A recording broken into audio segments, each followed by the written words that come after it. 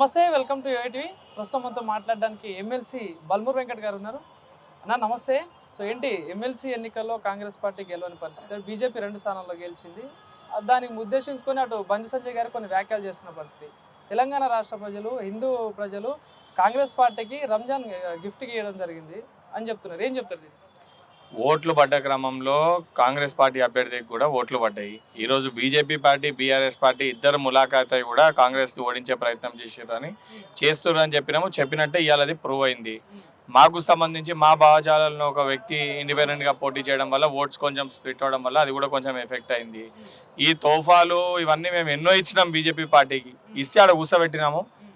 పార్లమెంట్లో కూడా వాళ్ళు అట్లనే అనుకోరు 400 దాటితే అని చెప్పి. భారతదేశంలో ఉన్న హిందూ ప్రజలందరూ కూడా తగిన గుణపాఠం చెప్పారు. అయోధ్యలో కూడా చెప్పారు, ఎక్కడైతే వీళ్ళు మాట్లాడతారో రామ మందిర్ కట్టిన చోట కూడా ప్రజలు తీర్పిచ్చి బుద్ధి చెప్పారు. ఈరోజు ఆ గ్రాడ్యుయేట్ ఎలక్షన్ సంబంధించి టీచర్స్ ఎమ్మెల్సీగా గ్రాడ్యుయేట్ ఎలక్షన్స్ దీన్ని ఉద్దేశించి భారతీయ జనతా పార్టీ గతంలో వాళ్ళ పార్లమెంట్లో కూడా వారికి వచ్చిన ఓట్ షేర్ అంతా కూడా బీఆర్ఎస్ పార్టీది. ఈ రోజు కూడా బీఆర్ఎస్ పార్టీ, బీజేపీ పార్టీ ములాఖాతే వాళ్ళు ఏదైతే ఎమ్మెల్సీలు గెలిచారు, మేము దాన్ని కేవలం బీజేపీ పార్టీ లెక్క గెలుపు లెక్క చూస్తలే. భారతీయ జనతా పార్టీ, బీజేపీ రిస్తదార్ సమితి ఇద్దరు కలిసి ఒకటే ములాఖాతే రేపొద్దున ఈ రకమైన ఒక వ్యవహారం ఉంటుందని చెప్పని ఒక సంకేతం లెక్క మేము భావిస్తున్నాము. సరే, ఏవైతే చిన్న చిన్న పొరపాట్లు, తప్పులు మావేమైనా జరిగినా కూడా 100% వాటిని సరిదిద్దుకొని ఎక్కడైనా మేము ప్రజలకి చేసింది చెప్పుకోలేకపోతే దాన్ని కూడా చెప్పి ఇంకా క్షేత్రస్థాయిలో పార్టీని, అదేవిధంగా ప్రభుత్వం తీసుకొస్తున్న సంక్షేమ ఏదైతే కార్యక్రమాన్ని బలంగా తీసుకొని వెళ్తాం. తెలంగాణ రాష్ట్ర ప్రజలు కాంగ్రెస్ పార్టీని నమ్మట్లేదు, అందుకే మాకు ఈ 2 సీట్లు ఇవ్వడం జరిగింది. రాబోయే రోజుల్లో ఏ ఎలక్షన్ జరిగినా కూడా బీజేపీ సైడే తెలంగాణ ప్రజలు ఉన్నారు అంటూ కిషన్ రెడ్డి గారు చెప్తున్నారు, బండి సంజయ్ గారు కూడా చెప్తున్నారు. ఏం చెప్తున్నారు? ఆలోచన లేకుండా తలతిక్కగా ఏం మాట్లాడుతున్నాం అవగాహన లేకుండా వారు మాట్లాడితే ఫస్ట్ ప్రయారిటీ ఓట్లతో వాళ్ళు గెలిచిర్రా లేదా సెకండ్ ప్రయారిటీ ఓట్స్ అయితే అన్ని లెక్కించి సుదీర్ఘ లెక్కింపు తర్వాత వాళ్ళు గెలిచిర్రా ఆలోచించి మాట్లాడాలి. ఈరోజు ప్రజలు కాంగ్రెస్ పార్టీని విశ్వసిస్తలేరు అని అంటే బీజేపీ పార్టీకి ఎన్ని సీట్లు ఇవ్వాలి ఇచ్చిర్రు, వాళ్ళు ఎన్ని మాటలు చెప్పినా నిజంగా కేంద్రంకి వెళ్ళి వారు ఎన్ని నిధులు తీసుకొని వచ్చారు, తెలంగాణ రాష్ట్ర అభివృద్ధి కోసం వారు ఏ రకంగా కృషి చేస్తారు, వాటిపైన స్పష్టత ఇవ్వకుండా ఆల్రెడీ వాళ్ళు అధికారంలో ఉన్నారు. భారతీయ జనతా పార్టీ ఢిల్లీలో అధికారం ఉంది, కేంద్రంలో. నువ్వు కేంద్రంలో అధికారం నుండి 2 కేంద్ర మంత్రులే, 8 మంది ఎంపీలు, 8 మంది ఎమ్మెల్యేలు ఉండి ఎన్ని నిధులు తీసుకొని వచ్చారు? తెలంగాణ రాష్ట్ర అభివృద్ధి పనులలో మీ భాగస్వామ్యం ఎంత, మీరు చేసింది ఏంది, దానిపైన స్పష్టత చెప్పక ఈడ మమ్మల్ని గెలిపిస్తే చేస్తామంటే అంటే గెలిపకపోతే చేయరా అంటే కేంద్ర ప్రభుత్వం పైన బాధ్యత లేదా? రాష్ట్రానికి ఇవ్వాల్సిన నిధులు ఇవ్వాలి, ముందు దానిపైన స్పష్టత ఇవ్వాల్సిన కేంద్ర మంత్రులు ఈరోజు ఒక ఎమ్మెల్సీ గెలవంగానే అయ్యో మేము గెలిచినామని చెప్పని భుజాలు తడుముకొని మొత్తం అయిపోయిందని చెప్పి భావిస్తే ప్రజలు రేపొద్దున అదే రకంగా కూడా ఇవన్నిటిని కూడా ప్రశ్నిస్తారు. రానున్న లోకల్ బాడీ ఎలక్షన్స్ నీళ్ళకేసి కొడతారు. సో అయితే చూసుకుంటే తీన్మార్ మల్లన్న గారిని సస్పెండ్ చేయడం జరిగింది. నిన్న ప్రెస్ మీట్ పెడుతూ కూడా రాష్ట్ర ముఖ్యమంత్రిని ఉద్దేశిస్తూ, కాంగ్రెస్ పార్టీని ఉద్దేశిస్తూ కొన్ని కీలక వ్యాఖ్యలు చేయడం జరిగింది. ఏంటి మీరు ఎట్లా స్పందిస్తారు దీనికి? ఈరోజు మల్లన్న శాసన మండలి సభ్యునిగా ఉన్నారంటే అది కాంగ్రెస్ పార్టీ వల్లనే ఉన్నారు. ఆ రోజు కాంగ్రెస్ పార్టీకి వెళ్ళి గౌరవ ముఖ్యమంత్రి గారు ఆ రోజు పిసిసి అధ్యక్షునిగా కూడా వారే ఉండే. వారు నిర్ణయం తీసుకొని సరే మల్లన్నకి కాంగ్రెస్ పార్టీ బలపరిచి అభ్యర్థి లెక్క, కాంగ్రెస్ పార్టీ పక్షాన బలపరిచి మల్లన్నని అభ్యర్థి లెక్క ప్రకటించడం జరిగింది. ప్రకటిస్తే కాంగ్రెస్ పార్టీ ప్రతి కార్యకర్త కూడా కాంగ్రెస్ పార్టీ గుర్తు చూసి ముఖ్యమంత్రి గారు పిసిసి అధ్యక్షులు ఇచ్చిన ఆదేశాలు, పార్టీ తీసుకున్న ఒక నిర్ణయం అని చెప్పి కట్టుబడి నేను కూడా ఆ రోజు ఎన్ఎస్ఏ రాష్ట్ర అధ్యక్షునిగా 2 సార్లు మీటింగ్స్ నిర్వహించి విద్యార్థులందరినీ కూడా ఒక చోట చేర్చి మల్లన్న కోసం పనిచేసి మల్లన్న గారిని గెలిపించినాము.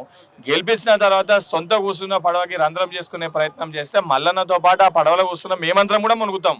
అసంటు ఒక కార్యక్రమాలు చేపట్టి ఈరోజు ఆ స్థాయి ఇచ్చిన వ్యక్తిని విమర్శిస్తుందంటే మల్లన్న విమర్శించే ముందు ఆ వారి యొక్క విజ్ఞతకి నేను వదిలేస్తాను. అంటే నేను అయితే కాంగ్రెస్ పార్టీ ఓట్లు కాదు, నాకు బీసీ ఓట్లు వేస్తేనే నేను గెలిచిన అని చెప్పేసి అంటా ఉన్నారు అని చెప్తున్నారు. ఏమంటారు? Mallanna garu NSI meeting conduct చేసినప్పుడు వారు వచ్చారు. నా మీటింగ్లో ఎన్ఎస్ఐ సైనికులు ఇక్కడ ఉన్న వాళ్ళందరూ కూడా కష్టపడుతారు, నా కోసం పనిచేస్తారు విద్యార్థులని వారే మాట్లాడినరు. మీరందరూ బలంగా పనిచేయాలంటే కూడా క్షేత్రస్థాయిలో అన్నిటికీ అతీతంగా కులం, అందులో ఎస్సీ, ఎస్టీ, బీసీ, ఓసీ, కుల మతాలకు అతీతంగా క్రిస్టియన్లు, మైనారిటీలు అందరూ ఉన్నారు. కేవలం పార్టీ నిర్ణయం తీసుకుందని చెప్పి కష్టపడి క్షేత్రస్థాయిలో అందరినీ ఒప్పించి వారికి ఓట్లేసి గెలిపించడం జరిగింది. గెలిచిన తర్వాత నా సొంతంగా నేను గెలిచినా అని చెప్పి మల్లన్న గారు మాట్లాడితే నిజంగా వారికి అంత ధైర్యం ఉంటే వారి యొక్క ఎమ్మెల్సీ పదవికి రాజీనామా చేసి ఇండిపెండెంట్గా పోటీ చేస్తే ఆయన ఇండివిజువల్గా గెలిచిండా, పార్టీ బలంతో గెలిచిండా అనేది తేలిపోతుంది. అది నిరూపించుకోవాల్సిన అవసరం వారికి ఉంది. ఈరోజు కానీ అయితే రాష్ట్ర ప్రభుత్వం చేపట్టిన కులగణ సర్వేలో కూడా తప్పులున్నా ఇప్పటికీ నేను ఛాలెంజ్ చేస్తా ఉన్నా, ఎక్కడికి రమ్మన్నా నేను ఛాలెంజ్కి రెడీ, ఎక్కడికి రమ్మన్నా సవాల్ విసురుతున్నా, చర్చలకు సిద్ధమా అంటూ చెప్తా ఉన్నారు అన్న. ఏం చెప్తాను, నిజంగా మరి ఆ సర్వే తప్పైతే రీసర్వే చేయాలి కదా, కారణం ఏంటని అడుగుతున్నాను. రీసర్వే చేయలే, పెండింగ్ లో మిగిలిపోయినాయి కొంతమంది. ఇదే మల్లన్న గారు శాసన మండలిలో అయిపోయినాక బట్టి గారితో మరి పెండింగ్ లో ఉన్నోళ్ళే తీసుకోవాలి కదా, 3% 4% మరొకసారి అవకాశం కల్పించాలంటే వాళ్ళ కోసం మళ్ళా ఆ పెండింగ్ లో ఉన్న వాళ్ళ కోసం సర్వే నిర్వహించడం జరిగింది. ఇది అందరికీ తెలుసు. మల్లన్న గారు ఆ మీటింగ్ లో ఉన్నారు, నేనున్న, మా అందరు కూడా సంపూర్ణ అవగాహన ఉంది. ఉన్నాక ఏదో బురద జల్లాలి, మా సొంత రాజకీయ లబ్ధి కోసం ఏదో ఒకటి మాట్లాడాలి, పార్టీ పైన బురద జల్లి ఇంకొన్ని ఏదైతే సంబంధించి రాజకీయ లబ్ధి పొందుదామని చెప్పి ఇటువంటి మాటలు మాట్లాడుతారు తప్ప వాస్తవాలు ఏంది అందరికీ తెలుసు. నిజంగా వాస్తవాలు తప్పు జరిగింది ఎక్కడ జరిగిందంటే ఒక నిర్ణయం తీసుకున్నప్పుడు దానిపైన స్పష్టంగా ఎమ్మెల్యేలకు ఎమ్మెల్సీలు అందరు కూడా అయిపోయినాక దానిపైన ట్రైనింగ్ పెట్టారు.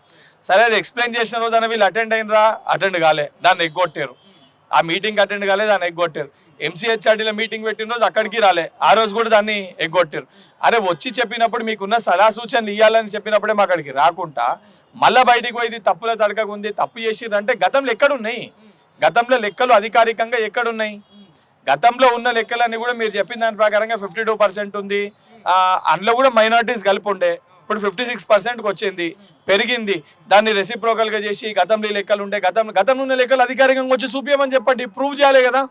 ప్రూవ్ చేయకుండా అక్కడ లేదు, ఇక్కడ రాలేదు, ఇక్కడ నలుగురు ఫోన్ చేసిర్రు, ఇక్కడ ఎవరు లెక్కలు తీసుకోలేదు అని చెప్పి మాట్లాడితే మరి లెక్కలని చేసింది అది కేవలం ఒక వ్యక్తిలో, లేదో కాంగ్రెస్ పార్టీకి సంబంధించిన వ్యక్తిలో, లేదా ఆ ముఖ్యమంత్రి గారు, పిసిసి అధ్యక్షులు, నేను, ఒక నలుగురు చేసింది కాదు కదా. మొత్తం వ్యవస్థ అంతా కూడా కలిసి ఒక ప్రొసీజర్ ప్రకారంగా సిస్టమేటిక్గా అందరు కూడా క్షేత్రస్థాయిలో వెళ్ళి ప్రభుత్వంలో ఉన్న అధికారులు, టీచర్స్ కానీ ప్రభుత్వ సభ్యులు, ప్రభుత్వంలో ఉన్న సభ్యులు, దాన్ని అన్ని మతాల వారు, అన్ని కులాల వారు ఉన్నారు, ఎంప్లాయీస్ అందరూ కూడా వెళ్ళి ప్రతి వ్యక్తి దగ్గర డీటెయిల్స్ రాసుకొని ఆఖరికి సెల్ఫ్ డిక్లరేషన్, అంటే నా డీటెయిల్స్ నేను రాస్తే నా కుటుంబ సభ్యులు ఎవరో ఒకరు కింద సంతకం పెట్టారు. ఆ డేటా అథెంటికేట్ డేటా ఉంది. ఆ డేటానంతా కూడా క్రోడీకరించి చేసి షార్ట్ లిస్ట్ చేసి లెక్కలు బయటికి తీసుకొని వచ్చారు. ఆ లెక్కల్ని తప్పని చెప్పి వేగ్గా మాట్లాడితే రాష్ట్ర వ్యాప్తంగా నువ్వు నిర్వహించి చేసి తీసుకొని వచ్చి చూపించి మాట్లాడు. సో ఇంకోటి ఏమంటా ఉన్నాను అంటే చివరగా ప్రశ్న ఏంటంటే, ఏదైతే రేవంత్ రెడ్డి గారు పరోక్షంగా బీజేపీకి సపోర్ట్ చేస్తా ఉన్నారు, కాంగ్రెస్ పార్టీని ఖతం చేసే పనిలో రేవంత్ రెడ్డి గారు ఉన్నారని చెప్పేసి అంటా ఉన్నారు. ఏదైతే చూసుకుంటే మహబూబ్ నగర్ ఎంపీ సీటే దానికి కారణం అంటూ చెప్తా ఉన్నారు. ఆ ఓటమి కారణం కూడా రేవంత్ రెడ్డి అని చెప్తున్నారు. ఏం చెప్తారు దీనికి? ఇప్పుడు దానికి స్పష్టత పోటీ చేసిన వ్యక్తులు వంశన్ రెడ్డి గారే చాలా క్లియర్గా మాట్లాడినారు. ఈరోజు రేవంత్ రెడ్డి గారు ముఖ్యమంత్రిగా ఉన్నారు, రేవంత్ రెడ్డి గారి పైన బురద జల్లి ఏదో ఒకటి మాట్లాడాలని చెప్పి ఈరోజు మల్లన్న కానీ కొంతమంది వ్యక్తులు మాట్లాడుతారు. మరి మీరు మాట్లాడే మాటలు మరి భారతీయ జనతా పార్టీ చెప్తే మాట్లాడుతుర్రా, బీజేపీ రిస్తదార్ పార్టీ చెప్తే మాట్లాడుతుర్రా, లేదా ఇద్దరు కలిసి నీ వ్యవహార శైలి ఈ రకంగా ఉండాలని చెప్పి వాళ్ళు ప్రొవోక్ చేస్తే మాట్లాడుతారు. అనేక అనుమానాలు ఉన్నాయి.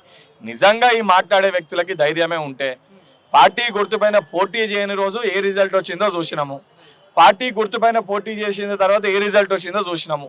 నిజంగా వ్యక్తిగతంగా మేమే బలంగా ఉన్నాము, నేనే అందరికంటే సుప్రీం అని అట్లెవరన్నా భావిస్తే పార్టీ గుర్తుపైన పోటీ చేసిన దాన్ని ఇమీడియట్గా రాజీనామా చేసి ఏదైతే ఇండిపెండెంట్గా పోటీ చేసి తన బలాన్ని తను నిరూపించుకోవాలి. Thank you.